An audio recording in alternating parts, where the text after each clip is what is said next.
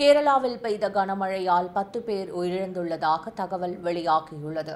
கேரளாவில் வழக்கத்துக்கு மாறாக முன்கூட்டியே மே 24ஆம் தேதி தென்மேற்கு பருவமழை தொடங்கியது.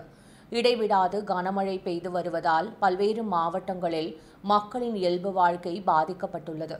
இடுக்கி, கண்ணூர், காசர்கோடு மாவட்டங்களுக்கு ரெட் அலர்ட் விடுக்கப்பட்டுள்ளது. மலப்புரம், கோழிக்கோடு, கொல்லம், பத்தனம்திட்டா என பல மாவட்டங்களுக்கு கனமழை எச்சரிக்கையும் விடப்பட்டுள்ளது.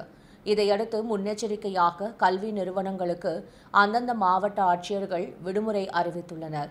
இந்நிலையில் கனமழை காரணமாக கேரளாவில் இதுவரை 10 பேர் பலியாகி உள்ளதாக தகவல்கள் வெளியாகியுள்ளது. ஆலப்புழா, கோட்டயம், கண்ணூர், காசர்கோடு உள்ளிட்ட பல மாவட்டங்களில் வீடுகளுக்குள் மழைநீர் புகுந்துள்ளதால் பொதுமக்கள் அவதியடைந்துள்ளனர். கேரளாவில் தொடர்ந்து கனமழை பெய்து வருவதால் அரக்கோணத்திலிருந்து தேசிய பேரிடர் மீட்புப் படையினர் 4 குழுக்களாக சென்றுள்ளனர்.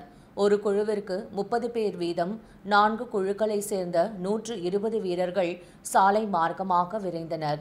பத்தனம்திட்டா, ஆலப்புழா, எர்ணாகுளம், கோழிக்கோடு ஆகிய பகுதிகளில் மீட்புப் பணியில் ஈடுபடுவார்கள் என தகவல் வெளியாகியுள்ளது.